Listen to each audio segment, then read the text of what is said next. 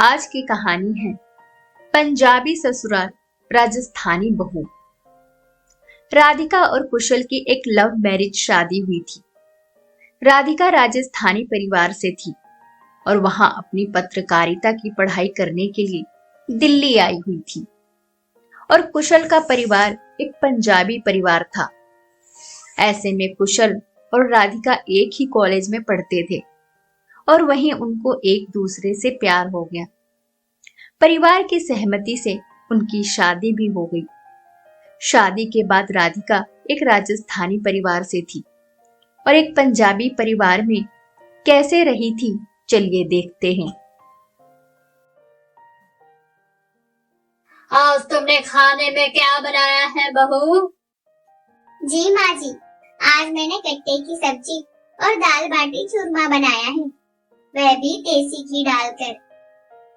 ठीक है, चलो अब खाने में नया नया स्वाद मिलेगा। पराठा खाकर तो हम थक गए हैं। ससुर जी बोले। राधिका राजस्थानी पकवान बनाकर अपने सास ससुर और पति को खिलाती है और ससुराल वालों को भी वह खाना खूब अच्छा लगता है। पहले तो सास को भी पसंद आता है, लेकिन हर रोज तो एक जैसा खाना कैसे खा सकते हैं। पर अब तो रोज का ही हो गया था। राधिका राजस्थानी पकवान ही बनाती।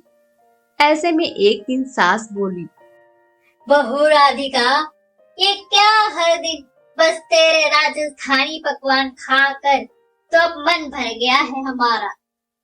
कभी राजमा चावल पराठे भी बना दिया कर। मैं बना तो लेती, लेकिन मैंने कई बार कोशिश की, जैसा आप बनाती हैं वैसा मेरे हाथों में पंजाबी वाला टेस्ट नहीं आ रहा था, इसलिए मैं क्या करूं? उधर से ससुर और पति खाने की टेबल पर बैठते हैं। वह राधिका के बनाए राजस्थानी पकवान खाकर तारीफ करते हैं। वह कहते हैं कि उन्हें तो राजस्थानी पकवान बहुत अच्छा लगने लगा है।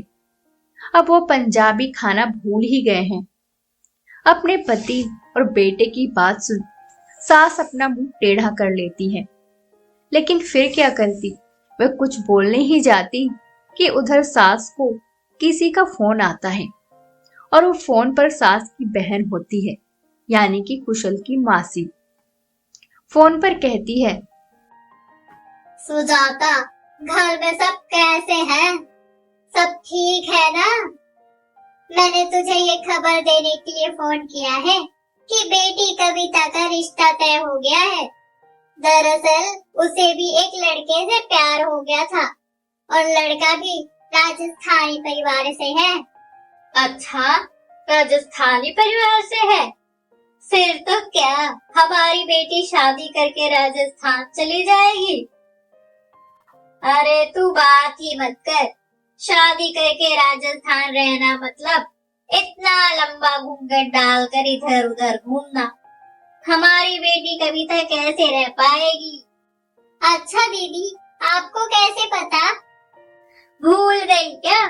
मेरी बहू भी तो राजस्थानी परिवार से है। लेकिन ऐसा नहीं है दीदी, अनमोल का परिवार मॉडर्न है और वैसे भी शादी के बाद कविता और अनमोल शहर में ही रहने वाले हैं।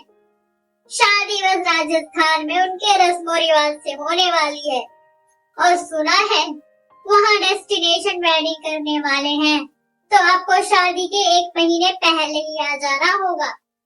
राधिका का परिवार डेस्टिनेशन वेडिंग के लिए राजस्थान आखिर पहुंच ही जाता है और ऐसे में वहां पंजाबी परिवार राजस्थानी परिवार से एकदम अलग ही दिख रहा था। एक दिन सुजाता यानी राधिका की सास की बहन कहती है, अरे मैं तो बहुत परेशान हूँ, क्या बताऊँ। दरअसल लड़के की बुआ जी पक्की राजस्थानी है।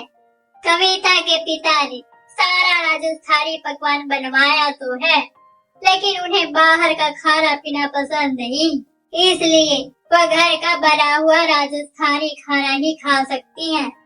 अब हम क्या करें? ऐसे में राधिका कुछ बोलने ही जाती है कि सास राधिका को चुप करा देती है। अरे बहू, तुम बड़ों के बीच में क्यों बोल रही हो? तुम अपना अलग से काम देखो, हम यहाँ पर कुछ चर्चा कर रहे हैं। अरे क्या तुम भी भूल जाती हो? हमारी बहू भी तो एक राजस्थानी परिवार से है। उसे तो राजस्थानी पकवान कितना अच्छा आता है। हाँ माँ जी, मैं वही तो बोलने जा रही थी कि मैं बना दिया करूंगी, उसकी चिंता आप मत कीजिए। फिर शादी की सारी तैयारियां शुरू होती हैं और ऐसे में लड़की की बुआ जी राधिका का बनाया हुआ राजस्थानी खाना खाकर खूब खुश होती है और वो खाने की बहुत तारीफ करती है। जब उन्हें पता चलता है कि ये खाना राधिका ने बनाया है, जो कि एक पंजाबी परिवार की बहू थी, ऐसे में लड़के की बुआ जी राधिका की खूब तारीफ करती हैं। अरे वाह, आपकी बहू तो बड़ा स्वादिष्ट खाना बनाती है, साक्षात अन्नपूर्णा है। फिर क्या था, अब सास को अपनी बहू राधिका की तारीफ सुनकर उस पर गर्व महसूस करती है। जब पहले वह एक राजस्थानी बहू पाकर मुंह टेढ़ा करके घुमा करती थी, अब वो राधिका को पूरे दिल से अपनाती है और अब धीरे धीरे उसे भी एक पंजाबी होकर बाकी घर वालों की तरह ही राजस्थानी खाने की आदत हो चुकी थी।